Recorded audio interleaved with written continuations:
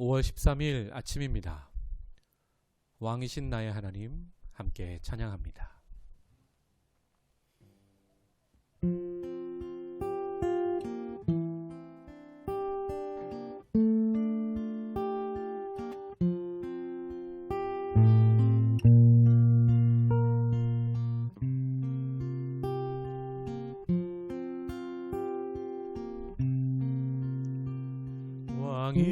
왕이신 나의 하나님, 내가 주를 높이고 영원히 주의 이름을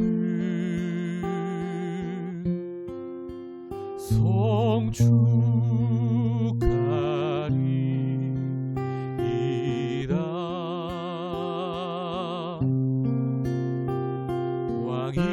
왕이신 나의 하나님,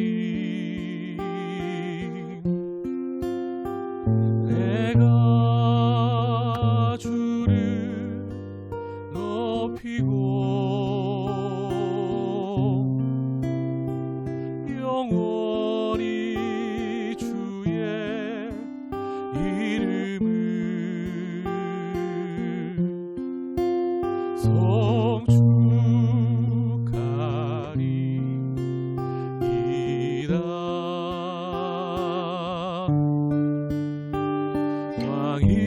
왕이신 나의 하나님,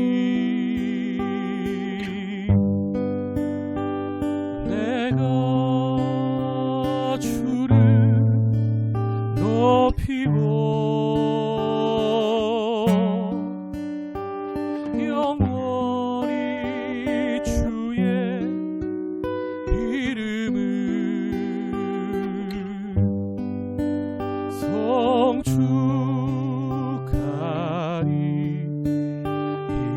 송축하리이다. 영원히 주의 이름을 송축하리이다.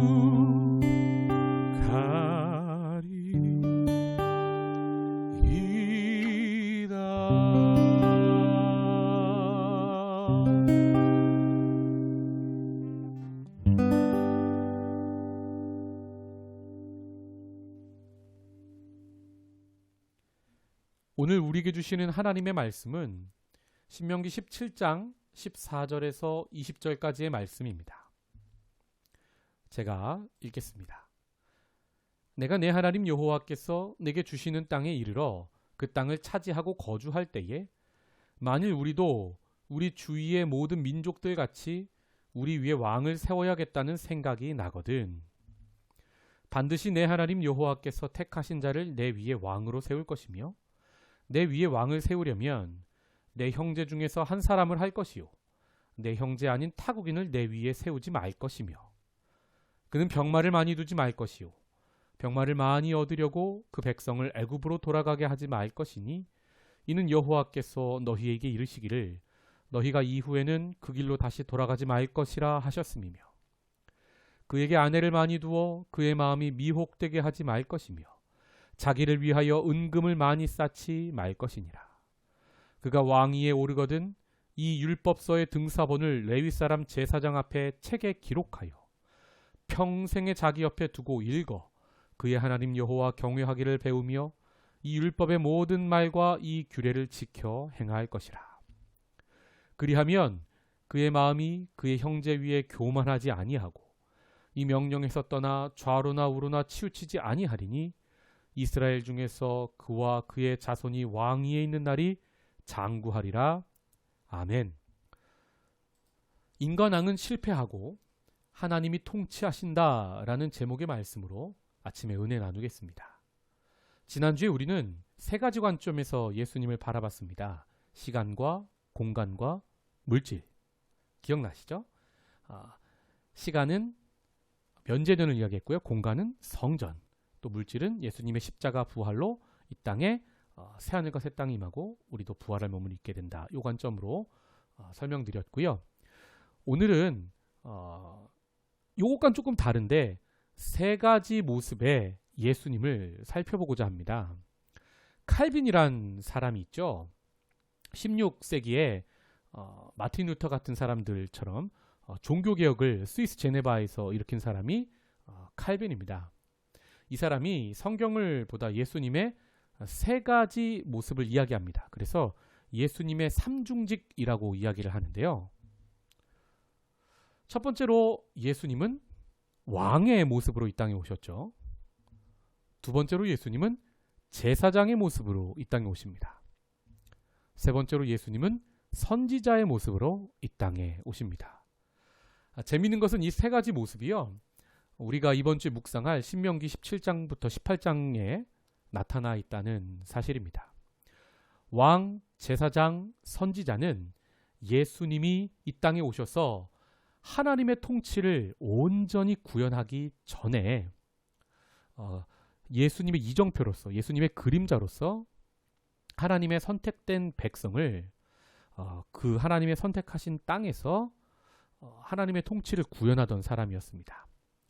왕은 군사, 경제, 행정, 외교의 영역에서 하나님의 통치를 구현한 사람이고요. 제사장은 종교, 예배죠.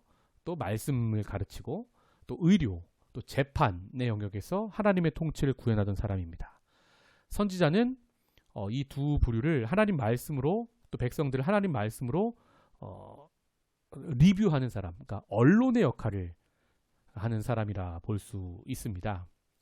그래서 이 왕, 제사장, 선지자는요, 하나님을 대리하는 사람이라고 해서 기름 부음 받는 사람들이었습니다. 하늘의 가치관을 이 땅에 구현하는 사람들이라 이 말입니다. 특별히 오늘은 왕의 제도를 살펴봄으로써 인간 왕은 어떻게 하나님의 통치를 이 땅에 구현하는 사람인지, 그리고 거기에 예언되어 있는 예수님의 모습은 어떤 모습인지 우리가 함께 살펴보겠습니다. 왕의 제도를 이렇게 시작합니다. 14절. 내가 내 하나님 여호와께서 내게 주시는 땅에 이르러 그 땅을 차지하고 거주할 때에 만일 우리도 우리 주위의 모든 민족들 같이 우리 위에 왕을 세워야겠다는 생각이 나거든. 왕의 제도를 이렇게 말씀하시는데요. 첫 번째로 누가 왕이 될 수 있는지를 말씀하십니다. 15절을 보시면 하나님께서 택하신 사람이어야 하고요. 내 형제 중에서 택한 사람이어야 한다 말씀하십니다. 15절. 반드시 내 하나님 여호와께서 택하신 자를 내 위에 왕으로 세울 것이며 내 위에 왕을 세우려면 내 형제 중에서 한 사람을 할 것이요 내 형제 아닌 타국인을 내 위에 세우지 말 것이며. 그래서 이 말씀을 지키려고 이스라엘 백성이 자기 민족 중에서 왕을 세웠죠. 그리고 예수님 당시도 우리가 생각을 해보면요. 하나님이 선택하신 땅, 그 땅 팔레스타인이에요. 자기가 왕이라고 주장하는 사람들이 많이 있었습니다. 첫째는 로마 황제가 그랬고요. 또 로마 권력에 빌붙어서 그 땅을 위임받아 통치하던 분봉왕 헤롯이 있었죠. 이 사람들은 진정한 왕, 진정한 메시아가 될 수 없습니다. 왜요? 하나님 말씀에 의하면 타민족은 안 돼요. 그래서 예수님이 선택된 민족 이스라엘 중에서도 또 유다 지파 그 중에 또 다윗의 자손으로 이 땅에 오시는 걸 볼 수 있습니다. 왕하 25장에 보면 시드기야 왕이 바벨론에 사로잡혀갔죠. 두 눈이 뽑히고 항복 안 하고서는 하나님 말씀 듣지 않고 그 빈 왕의 보좌를 포로기한한 유대인들은요. 그 빈 왕의 보좌에 앉으실 메시아를 간절하게 기다립니다. 그 빈 왕의 보좌에 앉으시는 분이 바로 누구십니까? 메시아 예수 그리스도라 이 말입니다. 자, 계속해서 자, 첫 번째 누가 왕이 될 수 있는가? 형제 중에서 택하신 민족이어야만 한다는 거고요. 두 번째로 오늘 16절 말씀에 왕이 하면 안 되는 것을 말씀하시는데요. 병마를 많이 두지 말라 말씀하십니다. 16절. 그는 병마를 많이 두지 말 것이요 병마를 많이 얻으려고 그 백성을 애굽으로 돌아가게 하지 말 것이니 이는 여호와께서 너희에게 이르시기를 너희가 이후에는 그 길로 다시 돌아가지 말 것이라 하셨음이며. 여러분, 왜 하나님 지금 말씀에서 왕은 절대 병마를 많이 두지 말라, 또 병마가 가장 그 말이 좋은 곳이요 애굽이었습니다. 병마를 얻으려고 애굽으로 가지도 말라 말씀하십니다. 병마는 전투용 말을 이야기하는데요. 고대에서 가장 무서운 무기가 바로 말이었습니다. 말은 사람을 태우고 기마부대를 이룰 수 있고요. 또 말이 이끄는 전차부대가 참 무서웠죠. 지금으로 치면 탱크 같은 무기가 될 수 있는 겁니다. 여러분, 근데 한번 생각해 보십시오. 그 무기가 강하다고 말을 얻으려고 애굽으로 돌아가면 됩니까? 하나님께서는요, 애굽의 최강 전차 부대를 물리치신 분이십니다. 그러므로 하나님께서 애굽을 가장 강한 무기를 이기셨는데 왜 하나님의 자녀가 다시 그 땅에 가서 세상의 힘을 의지해야 한단 말입니까? 이것은 구원받은 우리 백성들은요, 세상의 힘을 의지하지 않고 살아가야 함을 또 말씀하고 계신 겁니다. 왕이 세상을 의지하면 그 나라 백성들은 오죽하겠습니까, 여러분? 그런데 이 말씀을 잘 지키는 왕이 있었는가 하면 지키지 않는 왕도 있었습니다. 먼저 지키지 않은 왕부터 살펴보면요, 솔로몬이 그랬죠. 애굽에서 말을 많이 가져왔습니다. 열왕기상 10장 26절에는요 솔로몬 당시에 병거가 1400대였고요 마병이 12,000명이었답니다. 애굽으로 가서 그 말들을 어마어마하게 가져왔던 걸 볼 수 있죠. 또 그 반대로 하나님 지금 말씀을 잘 지켜서 병마를 잘 두지 않았던 왕들이 누굽니까? 왕은 아니었지만 리더로서 여호수아를 살펴볼 수 있습니다. 여호수아 11장 9절 말씀을 보시면 가나안 정복 전쟁에서 여호수아가요 사로잡은 말의 뒷발의 힘줄을 끊고 전차를 불사릅니다. 왜요? 하나님을 의지하는 전쟁을 하겠다는 고백인 겁니다. 세상의 힘을 의지하지 않겠다는 거죠. 또 다윗도 그랬습니다. 사무엘하 8장 4절의 말씀을 보시면요. 그에게서 마병 1,700명과 보병 2만 명을 사로잡고 병거 100대의 말만 남기고 다윗이 그 외의 병거의 말은 다 발의 힘줄을 끊었더니 라고 말씀하고 있습니다. 다윗도 자기가 너무 많은 말을 가지고 있고 전차 부대를 가지고 있으면 그 세상의 힘을 의지할까봐 그것을 끊어놓고 하나님만 의지합니다. 나의 힘이 되어 주십시오. 전쟁은 오직 하나님께 속하였습니다. 라고 고백하였던 것을 알 수 있습니다. 이렇게 여호수아와 다윗은요, 진정한 왕 예수님을 예표하는 사람들이 됩니다. 여호수아는요, 그 이름으로 예수님을 예표하고 있습니다. 예수라는 이름이요, 예수아인데요. 여호수아도 우리나라 말로 여호수아라고 기록했는데 똑같이 발음이 예수아입니다. 또 다윗은요, 후에 정말 많이 잘못하죠. 우리가 잘 알고 있습니다. 그런데 그가 하나님 말씀에 사로잡히고 성령 충만할 때 다윗은 예수님을 예표하는 이정표 역할을 감당하는 사람이 되는 걸 봅니다. 이렇게 진정한 왕은요, 하나님 말씀을 잘 지키는 왕은 이제 오셔서 하나님의 통치를 온전히 이루실 예수님을 예표하는 왕이 되는 겁니다. 계속해서 17절 말씀. 왕이 하면 안 되는 것, 병마를 많이 두지 말라, 애굽으로 가지 말라 말씀하셨고요. 두 번째, 아내와 은금을 많이 두지 말라 말씀하십니다. 17절. 왕에게 아내를 많이 두어 그의 마음이 미혹되게 하지 말 것이며 자기를 위하여 은금을 많이 쌓지 말 것이니라. 아내와 은금을 많이 두면 마음이 부패할 것이다. 마음이 변질될 것이다. 말씀하시는 겁니다. 여기서 아내를 많이 두면 마음이 미혹된다 해서 미혹이라는 단어가요. 우리가 그 앞에도 살펴봤는데요. 하나님 아닌 다른 것에 마음이 조금씩 열리다 완전히 넓어지는 걸 이야기합니다. 다윗도 아내가 많았죠. 여성 편력이 좀 있던 사람이었습니다. 문제가 있는 사람이었다 이 말입니다. 그런데도 남의 아내 밧세바를 간음하고선 그 집안과 그 나라에 큰 문제가 발생하게 됩니다. 바로 아내 문제였죠. 또 솔로몬이 어땠습니까? 솔로몬은요, 후궁이 700, 첩이 300, 아내가 1000명이었습니다. 이것으로 인하여 이방의 여자들이 가져온 그 우상들이 예루살렘에 가득하게 되었고, 그것을 보며 일반 백성들이 따라하다가 그 나라가 온갖 우상 숭배에 물듭니다. 또 여자 때문에 솔로몬도 첫사랑을 잃어버리죠. 그래서 솔로몬 후대에 북왕국과 남왕국으로 그 택하신 나라가 갈라지는 큰 아픔을 겪는 것을 보게 됩니다. 하나님 지금 그에 앞서 마치 미리 눈으로 보시는 것처럼 설명을 하고 계시는 거죠.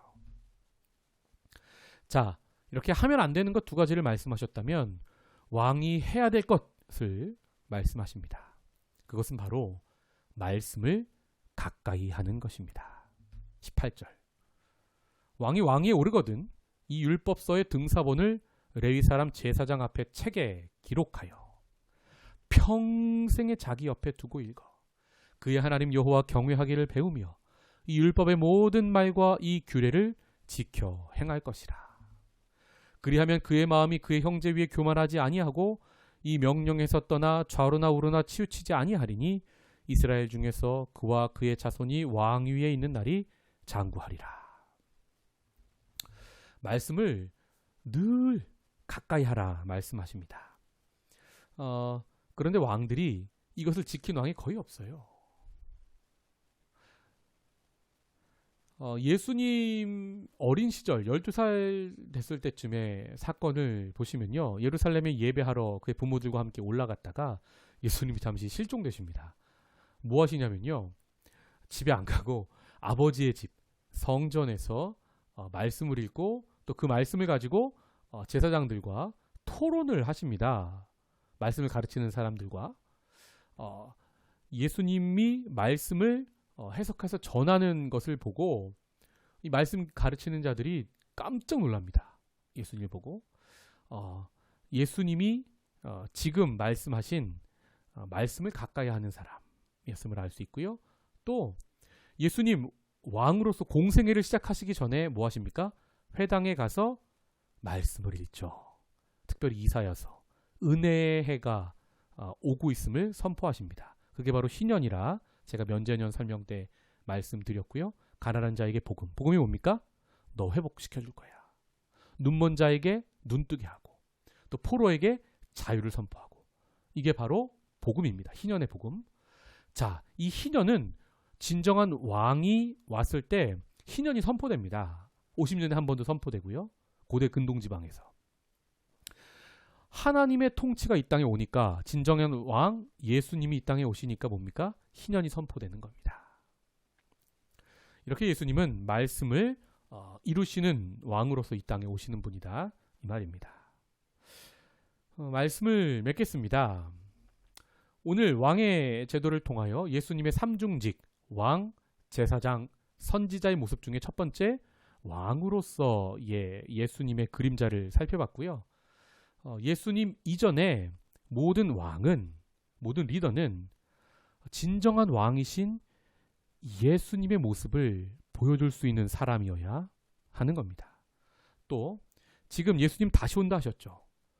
지금 기다림의 시기를 보내고 있는데 종교 지도자들 또 목사들 뿐만 아니라 또 이 땅의 지구상의 모든 왕들, 리더들은요. 예수님의 모습을 보여줄 수 있는 그런 하나님의 말씀의 통치를 이 땅에 구현하는 사람들이 되어야 합니다. 계시록에 보시면 예수님 재림하실 때 이 땅의 통치자들과 권세를 멸하신다 하세요. 그 이유는요, 이 땅의 통치자들과 권세들이 하나님의 말씀의 통치를 따르지 않고 어둠의 왕, 사실은 진짜 왕이 아니죠. 가짜입니다. 사단과 마귀의 권세를 따르는 그런 통치를 하기 때문입니다.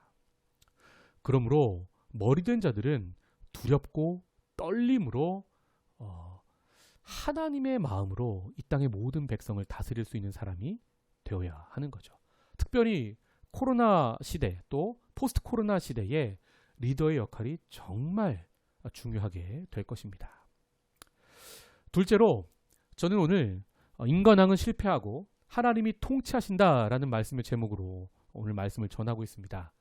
여러분, 이렇게 아무리 하나님이 좋은 말씀을, 좋은 제도를 주셔도요, 인간 왕은 결국 또 아담처럼 이렇게 유혹에 넘어가서 다 실패합니다. 그래서 그 나라가 망했죠. 그런데 그 망한 나라에 빈 왕의 보좌에 예수님이 진정한 왕으로 다시 오시는 겁니다. 우리는 진정한 왕이신 예수 그리스도의 통치를 받는 사람입니다. 하나님이 말씀으로 다스리시는 나라가 바로 하나님 나라죠. 오늘 우리의 삶에서 우리가 밟는 땅, 우리가 영향력을 발휘하는 공간, 또 우리가 오늘 하루를 사는 그 시간 안에, 시간과 공간 안에 하나님의 나라를, 하나님의 통치를 구현했으면 좋겠습니다. 내가 말씀의 통치를 받으면 되는 겁니다.